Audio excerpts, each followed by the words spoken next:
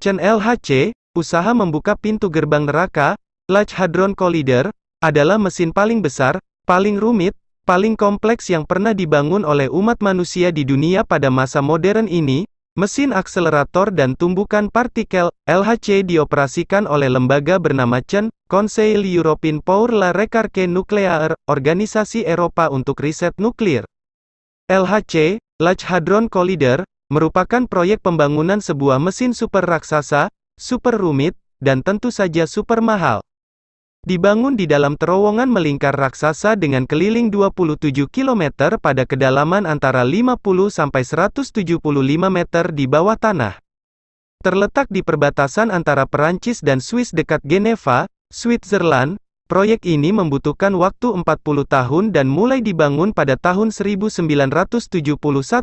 LHC selesai terpasang pada akhir 2008 dan pemanasan generatornya dilakukan pada pertengahan 2009. Reaktor LHC beroperasi penuh pada tahun 2012 dengan kapasitas 3,5 tera elektron volt, kemudian di-upgrade dengan kapasitas energi dilipat gandakan menjadi 7 tera elektron volt dan mulai dijalankan kembali bulan Maret tahun 2015. Dibangun oleh CHAN, Organisasi Eropa untuk Penelitian Nuklir, didirikan tanggal 19 September tahun 1954, bersama konsorsium dari lebih 50 negara, berkolaborasi dengan lebih 10.000 ilmuwan dan teknisi dari lebih 100 negara dari ratusan universitas dan laboratorium di seluruh dunia, menelan biaya pembangunan proyek tunggal terbesar di dunia sebesar 9 miliar dolar Amerika.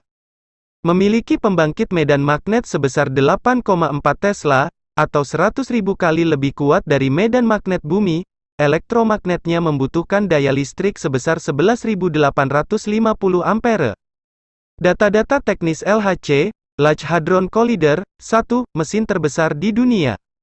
Keliling lingkar akselerator LHC tepatnya 26.659 meter, dengan total 9.300 magnet di dalamnya. Sistem distribusi kriogeniknya menjadikan ini mesin pendingin terbesar di dunia.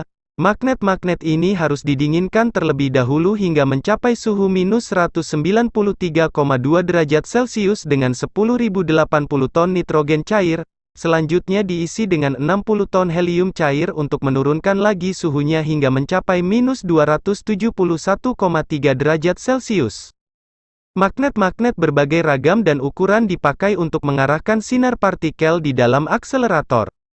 Terdapat 1232 blok silinder dipole magnet bertekanan dengan panjang 15 meter dan berat 35 ton. Blok yang digunakan untuk membelokkan sinar partikel, sebuah pipa diletakkan di tengah-tengah silinder, dikelilingi dengan elektromagnet superkuat yang didinginkan dengan helium cair. Pipa inilah yang menyalurkan sinar partikel yang diakselerasi. Terdapat 392 kuadrupol magnet dengan panjang 5-7 meter untuk memfokuskan sinar partikel. Di dalam akselerator, atom demi atom, elektronnya dilucuti dari inti hidrogennya untuk menghasilkan proton bebas. Proton-proton ini diakselerasi hingga bergerak dengan kecepatan mencapai 99,999% kecepatan cahaya atau sekitar 299.792.458 meter per detik. Dua berkas partikel proton ini digerakkan dalam dua arah berlawanan di dalam tabung pipa terpisah, dua tabung ultravakum, yang kemudian ditembakkan melalui serangkaian unit pre-akselerator. Berkas partikel proton ini diarahkan dalam cincin akselerator dengan medan magnet superkuat, yang dicapai dengan menggunakan superkonduktor elektromagnet, yang dibangun dari gulungan kabel listrik khusus yang beroperasi dalam kondisi superkonduktor, yang menghantarkan listrik tanpa resistensi atau kehilangan energi, dengan daya listrik sampai 11.000 ampere untuk mencapai tingkat energi setara 6,5 tera elektron volt. Ini membutuhkan magnet super dingin dengan temperatur minus 271 derajat Celcius, temperatur yang lebih dingin dari luar angkasa. Seluruh akselerator terhubung dengan sistem distribusi helium cair, yang mendinginkan magnet. Tahun 2015, energinya dilipat gandakan hingga mencapai 13 tera elektron volt. Seiring peningkatan energi, berkas partikel proton ini akan difokuskan secara paksa dengan medan magnet super besar guna memperkecil fokus partikel untuk meningkatkan peluang tabrakan, kemudian diinjeksikan ke dalam mesin tumbukan. Partikel-partikel ini begitu kecilnya sehingga usaha untuk membuat mereka bertabrakan itu sama seperti menembakkan dua jarum dari arah berlawanan dengan jarak 10 km dengan sangat presisi sehingga mereka bertabrakan di tengah-tengahnya. LHC memiliki medan magnet sebesar 8,4 Tesla atau 100.000 kali lebih kuat dari medan magnet bumi, antara 25 sampai 65 mikrotesla. Seluruh kontrol akselerator dan sistem infrastrukturnya ditempatkan di bawah satu atap di pusat kontrol CHAN. Dari sini, berkas partikel di dalam LHC akan diarahkan untuk bertumbukan di 4 lokasi di sekitar cincin akselerator, sesuai dengan posisi dari detektor partikel. Pada titik-titik tabrakan tersebut dipasang detektor-detektor raksasa yang akan mencatat semua materi penyusun partikel super kecil yang dihasilkan pada setiap tabrakan. 2. Lintasan balapan tercepat di dunia magnet superkonduktor ini harus dipanaskan secara perlahan, dari minus 271 derajat Celcius hingga mencapai temperatur ruangan. Mematikan ataupun merestart magnet superkonduktor ini dapat membutuhkan waktu berbulan-bulan. Pada kekuatan penuh, triliunan proton akan berlari mengelilingi cincin akselerator LHC sebanyak 11.245 putaran per detik, dengan kecepatan 99,999% kecepatan cahaya, dua sinar proton masing-masing dengan energi maksimum 7 tera elektron volt bergerak dengan arah berlawanan, sehingga pada saat tumbukan akan mencapai 14 tera elektron volt, secara bersamaan 800 juta 1 miliar tumbukan akan terjadi tiap detik. 3. Ruang paling kosong di jagat raya untuk menghindari tumbukan dengan molekul gas lain di dalam akselerator. Sinar partikel ini bergerak di dalam ruang ultravakum, rongga kosong seperti ruang angkasa. Tekanan internal di dalam LHC adalah 10-13 atmosfer, atau 10 kali lebih kecil dari tekanan di bulan. 4 titik paling panas di galaksi, tapi juga tempat yang lebih dingin dari luar angkasa. LHC adalah mesin yang ekstrim panas dan dingin. Saat dua berkas cahaya proton bertabrakan, itu akan menghasilkan temperatur yang 100.000 kali lebih panas dari matahari, yang terjadi di dalam ruangan yang amat sangat kecil.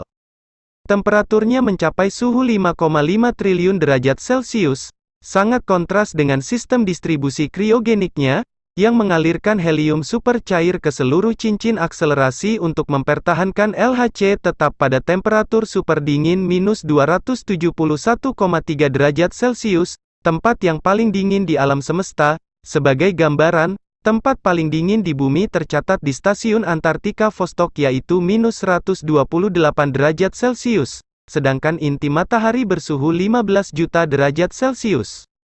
5. Detektor terbesar dan paling canggih yang pernah dibangun.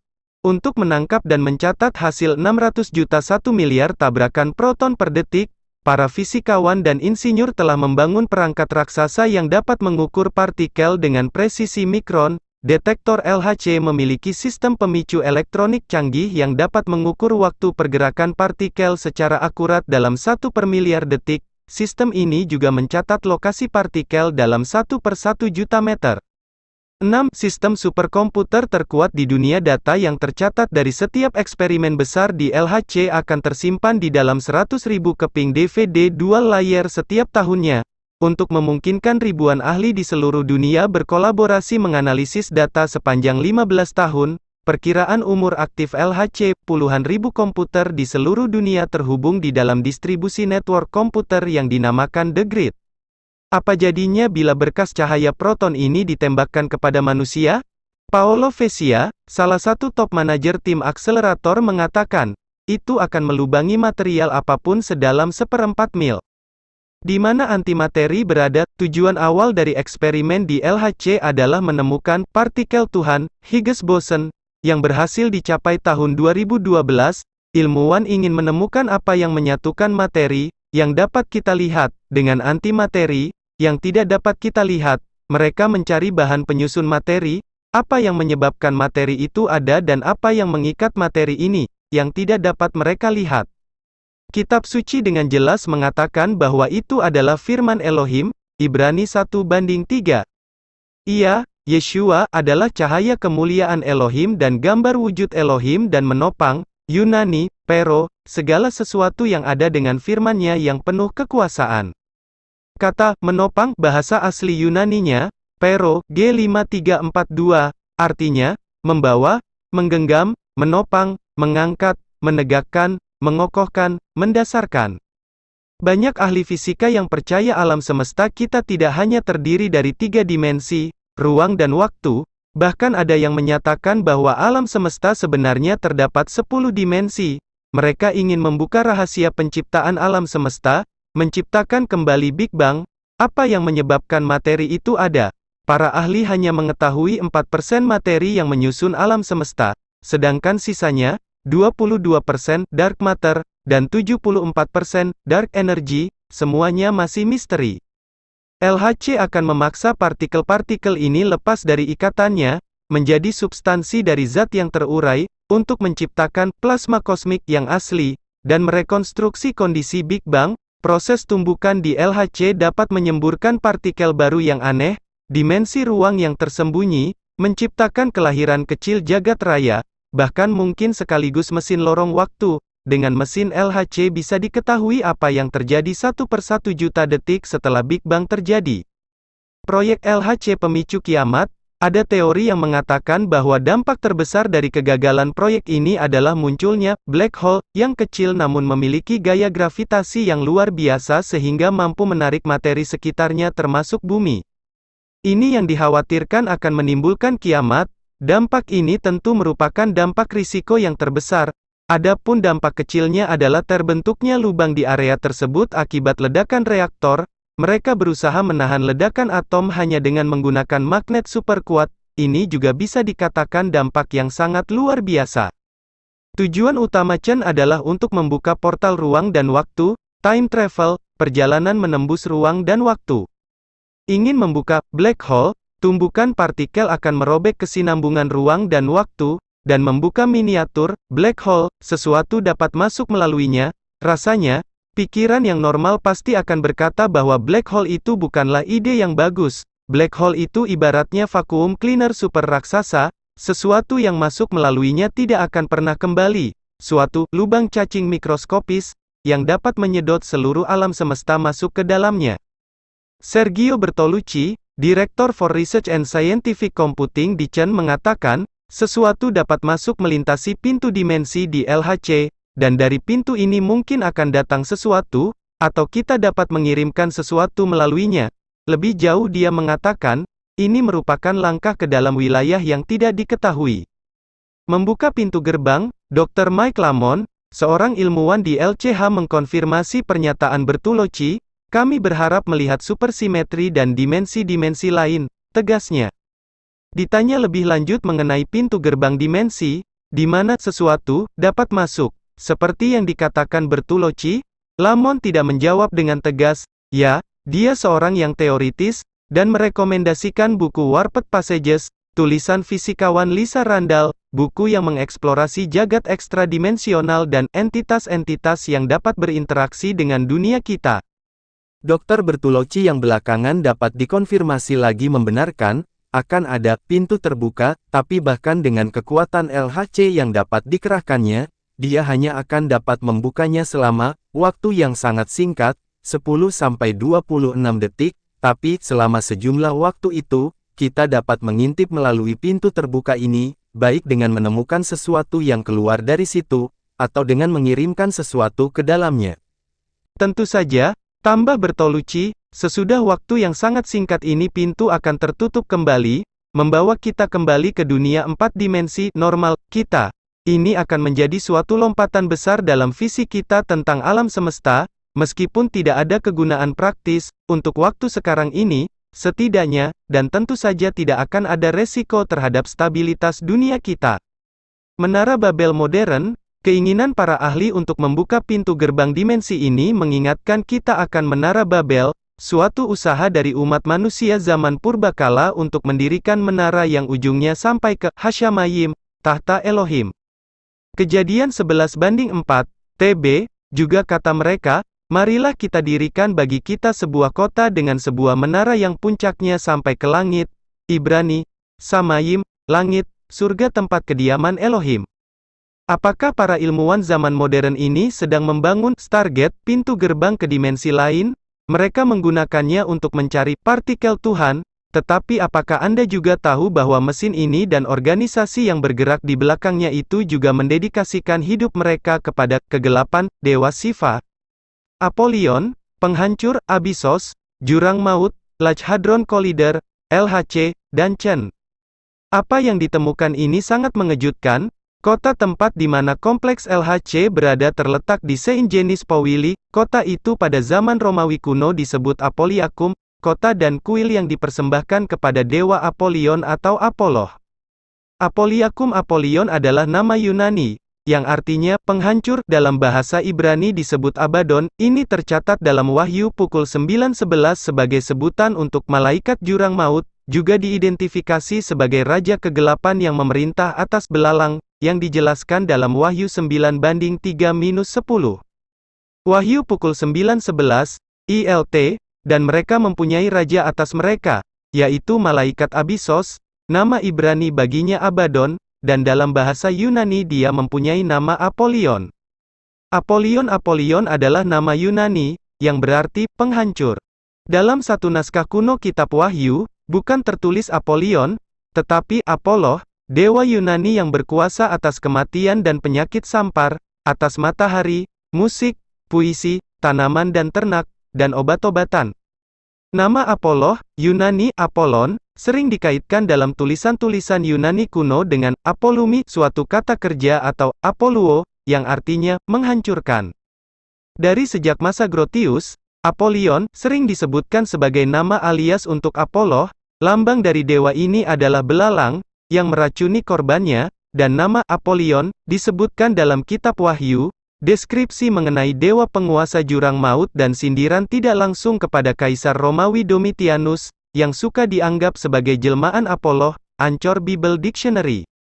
Apollyon dalam bahasa Yunani memiliki akar kata, Apollumi, G622, yang artinya, menghancurkan, memusnahkan, membunuh, menjadikan segala sesuatu puing-puing, menyingkirkan sama sekali, menyatakan seseorang harus dibunuh, dihilangkan, secara metafora, untuk mengkhususkan atau menyerahkan kepada penderitaan kekal di dalam neraka.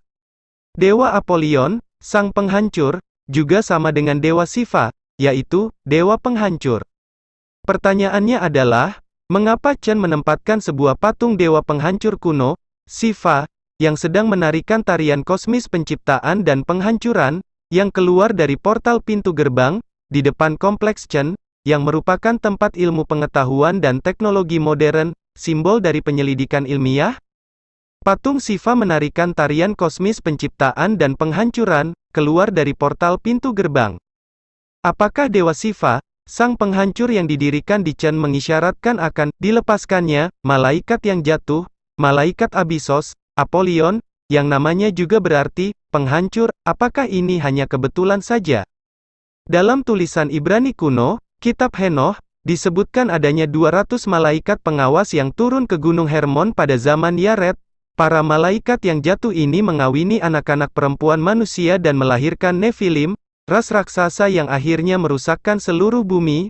Mereka akhirnya dipenjarakan di dalam Tartarus, tempat yang paling dalam di dasar neraka, selama 70 generasi. Dalam mitologi Yunani, Tartarus adalah penjara di bawah bumi tempat dewa-dewa Titan, raksasa, dipenjarakan.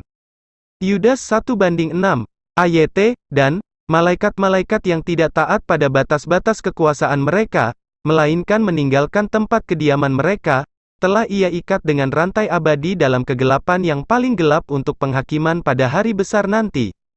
2 Petrus 2:4, ILT, sebab, jika Elohim tidak berbelas kasihan atas malaikat-malaikat yang telah berdosa, sebaliknya, dia malah menyerahkan ke dalam belenggu kegelapan dengan melemparkannya ke dalam Tartarus, Yunani, Tartaros, jurang, abis yang paling dalam di dasar Hades, neraka, untuk ditahan sampai penghakiman. Kitab Henoh pukul 10:12-13 setelah semua anak-anak mereka, Nephilim, saling membunuh satu sama lain, dan mereka, malaikat pengawas, melihat kehancuran orang-orang yang dikasihinya, ikat mereka, malaikat pengawas, di bawah bukit bumi untuk 70 generasi, sampai hari penghakiman mereka dan akhir kesudahan mereka, sampai penghakiman yang terakhir telah dilaksanakan untuk selama-lamanya. Dan pada hari-hari itu mereka akan dibawa ke dalam jurang api, dalam siksaan dan penjara, mereka akan terkunci selama-lamanya. Suatu generasi di dalam Alkitab dihitung sekitar 70 tahun.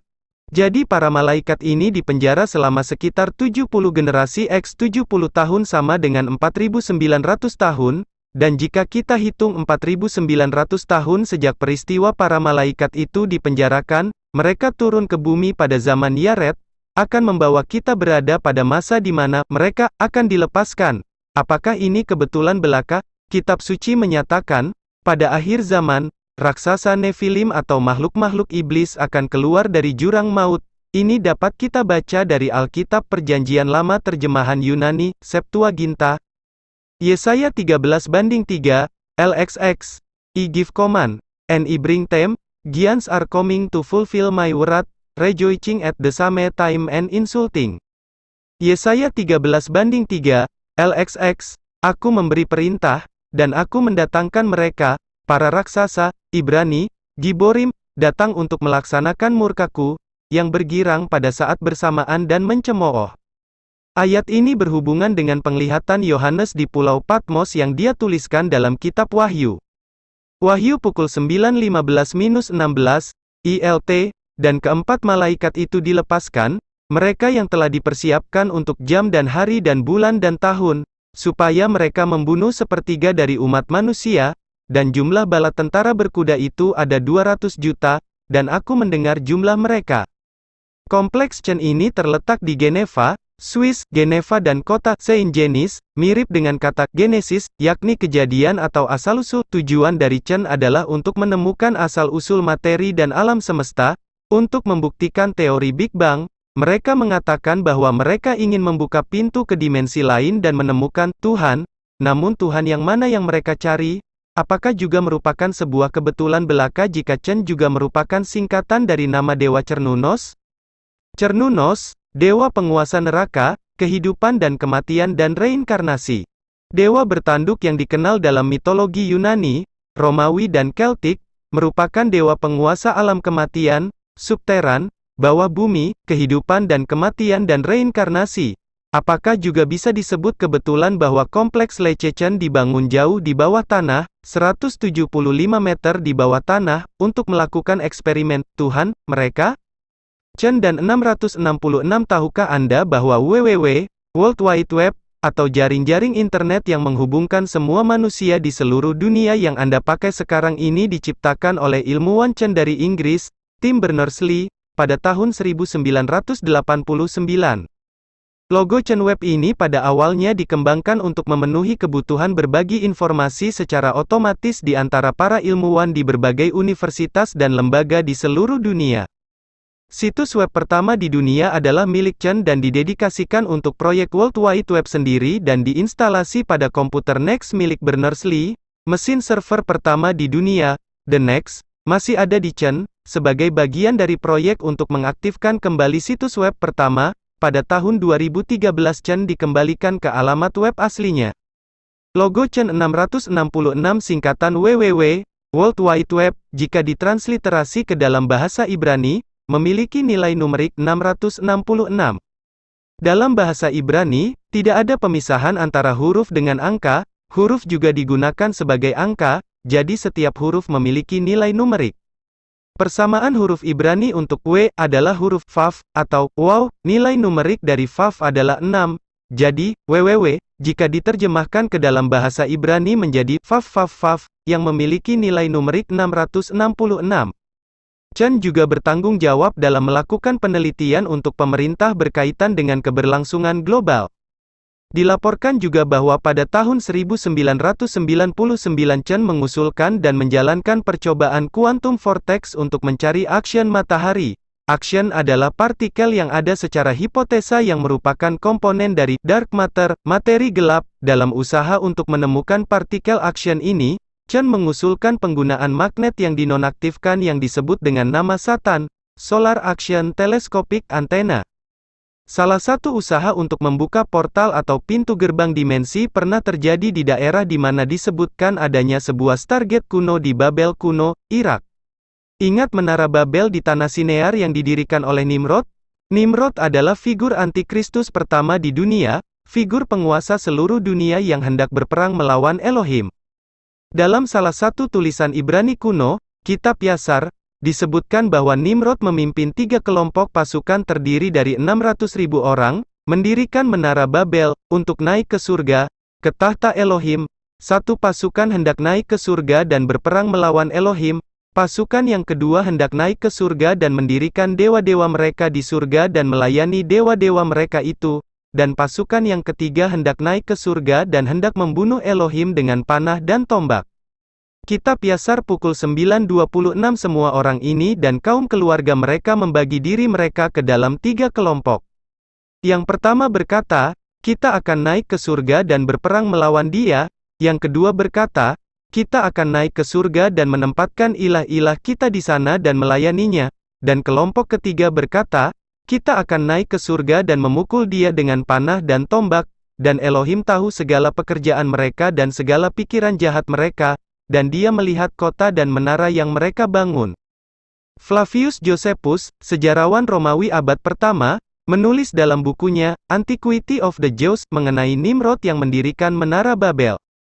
Dia, Nimrod, juga mengatakan bahwa dia akan membalas dendam kepada Elohim, jika dia punya pikiran untuk menenggelamkan dunia kembali, karena itu dia mendirikan sebuah menara yang terlalu tinggi bagi air untuk menenggelamkannya, dan bahwa dia akan membalaskan dendam pribadinya kepada Elohim karena menghancurkan bapa leluhur mereka. Antiquity of the Jews 4:2. Hal ini cukup mengherankan, namun kitab suci terjemahan Septuaginta menyebutkan Nimrod berubah menjadi seorang raksasa, atau Nephilim. Kejadian 10:8, LXX, Encus begot Nebrod, he began to be a giant upon the earth. Kejadian 10:8, LXX, dan Kus memperanakkan Nimrod, dia mulai, Ibrani, Kalal, berubah menjadi, Ibrani, Hayah, seorang raksasa, Ibrani, Giber, di muka bumi. Pembanding, Kejadian 10:8, ILT, Kus memperanakkan Nimrod, ia mulai, Ibrani, Kalal, menjadi, Ibrani, Hayah, perkasa, Ibrani, Giber, di bumi. Perhatikan 3 kata Ibrani penting dalam ayat di atas. Kata pertama, calal, H2490, artinya, mencemarkan, menajiskan, mengotori, merusakkan, diri sendiri, secara ritual maupun seksual, melanggar kehormatan, melukai, menusuk, melubangi. Kata kedua, hayah, H1961, artinya, menjadi, ada, terjadi, menjadi makhluk, menjadi seperti, bangkit, muncul, menjadi ada. Kata ketiga, Giber, H1368, artinya berkuasa, tiran, jawara, raksasa, kuat, gagah perkasa.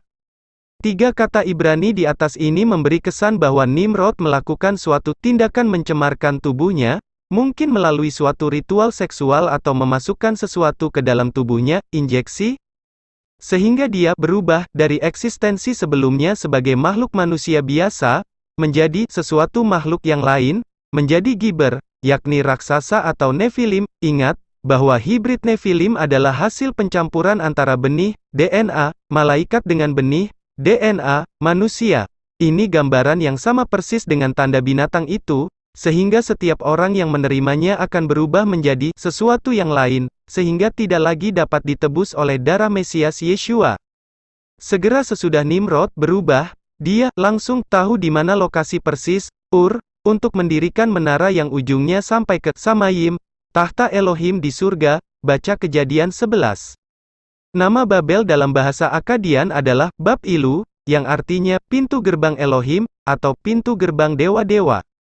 Tidakkah mengherankan bahwa pada akhir zaman, binatang yang keluar dari dalam Abisos itu, Apollyon, alias Antikristus, Wahyu 17:8, juga akan mengulangi kembali apa yang pernah diperbuat oleh Nimrod dan pasukannya di Menara Babel pada zaman lampau, hendak berperang melawan Elohim di surga, Samayim. Wahyu pukul 19:19, AYT, lalu, aku melihat binatang buas, Antikristus, itu dan para raja di bumi serta pasukan mereka berkumpul untuk berperang melawan Dia, Mesias Yeshua, yang duduk di atas kuda putih itu dan melawan pasukannya. Bagaimana makhluk-makhluk darah dan daging ini bisa masuk ke dalam dimensi spiritual, Samayim, ke surga tempat tahta Elohim? Apakah mereka juga akan menggunakan portal Stargate, pintu gerbang menuju ke tahta Elohim? Para malaikat pengawas yang turun ke bumi melalui portal Gunung Hermon pada zaman Yared itu adalah makhluk-makhluk rohani yang berasal dari surga, dan mereka mempunyai pengetahuan rahasia-rahasia surga. Jadi mungkinkah mereka tahu di mana lokasi-lokasi portal Stargate menuju ke dimensi spiritual? Bisa jadi. Baca, pintu gerbang neraka, Pan, dan gereja Yesus. Kesadaran kolektif umat manusia sekarang ini nampaknya telah sampai hingga merasakan bahwa akhir dari segala sesuatu sudah dekat. Nubuatan kuno dianggap serius oleh banyak orang untuk membenarkan perasaan bahwa akhir segala sesuatu sedang mendekat dan berusaha untuk memahami perasaan itu. Orang pada masa kini memiliki semacam mentalitas bunuh diri massal di mana mereka menghancurkan diri sendiri dengan peperangan dan berbagai macam perilaku destruktif lainnya. Apakah akhir dari segala sesuatu memang sedang mendekat? Semakin kita mempelajari nubuatan kuno di dalam Alkitab, semakin kita mendapatkan gambaran yang tepat mengenai zaman di mana kita hidup sekarang ini. 2 Timotius 3:1-5, ayat. Akan tetapi, pahamilah ini, yaitu bahwa pada hari-hari terakhir, masa-masa kesukaran akan datang. Sebab, orang-orang akan menjadi pencinta diri sendiri, pencinta uang, pembual, sombong, penghujat, tidak taat kepada orang tua, tidak tahu berterima kasih, tidak suci, tidak tahu mengasihi, tidak suka berdamai, suka memfitnah, tidak bisa mengendalikan diri, kejam, tidak menyukai apa yang baik, pengkhianat, ceroboh, angkuh, lebih mencintai hawa nafsu daripada mencintai Elohim. Terlihat saleh, tetapi menolak kuasanya. Jauhilah orang-orang seperti ini. Ini adalah kondisi manusia pada saat ini. Teks seluruhnya dari kitab Wahyu 9:1-11, ILT, berbunyi. Dan, malaikat yang kelima meniup sangkakalanya, dan aku melihat sebuah bintang yang jatuh dari langit ke bumi, dan kepadanya telah diberikan kunci ke sumur Abisos. Dan dia membuka sumur Abisos itu, dan asap membubung dari lubang itu seperti asap dari tungku yang besar, dan matahari dan angkasa dijadikan gelap karena asap dari lubang itu. Dan dari asap itu keluarlah belalang-belalang ke bumi, dan kepada mereka diberikan wewenang sebagaimana kalajengking-kalajengking di bumi memiliki wewenang. Dan kepada mereka dikatakan agar jangan merusak rerumputan di bumi ataupun segala yang hijau ataupun semua pepohonan, kecuali hanya orang-orang yang tidak memiliki meterai Elohim di dahinya. Kepada mereka juga ditetapkan agar tidak membunuh mereka tetapi agar disiksa selama 5 bulan, dan siksaan mereka seperti siksaan kalajengking ketika menyengat manusia. Dan pada hari-hari itu, manusia akan mencari kematian, tetapi mereka tidak akan menemukannya, dan mereka ingin mati, tetapi kematian akan lari dari mereka. Dan wujud belalang-belalang itu adalah serupa kuda-kuda yang dipersiapkan untuk peperangan, dan di atas kepala mereka seperti ada mahkota serupa emas dan wajah-wajah mereka seperti wajah-wajah manusia. Dan mereka mempunyai rambut seperti rambut wanita dan gigi mereka seperti gigi singa. Dan mereka mempunyai tutup dada seperti tutup dada dari besi, dan bunyi sayap-sayap mereka seperti bunyi kereta-kereta kuda dengan banyak kuda yang berpacu menuju peperangan. Dan mereka mempunyai ekor serupa kalajengking dan ada sengat-sengat pada ekornya dan wewenang mereka adalah untuk menyakiti manusia selama 5 bulan. Dan mereka mempunyai raja atas mereka, yaitu malaikat Abisos, nama Ibrani baginya Abaddon, dan dalam bahasa Yunani dia mempunyai nama Apolion. Apakah suatu kebetulan saja bahwa LHC terletak di lokasi yang persis sama di mana sebuah kuil dan kota dipersembahkan kepada Apolion, Raja Jurang Maut? Bahkan, jika Anda melihat LHC dari udara akan tampak menyerupai kunci, juga menyerupai simbologi piramid masonik dan all-seeing eye, menunjuk ke arah kota yang dipersembahkan kepada sang penghancur yang dibicarakan dalam kitab Wahyu. Kompleks Chen di Saint Genis, dari atas nampak menyerupai lubang kunci, piramid masonik dan all-seeing eye. Jadi, Apakah ini adalah kunci di mana bintang dari langit itu akan membukanya? Bintang yang tidak lain adalah Lucifer yang jatuh dari surga, hendak membinasakan seluruh umat manusia, dengan ilmu pengetahuan yang akan digunakan untuk mencapai tujuannya, menghancurkan biji mata Elohim.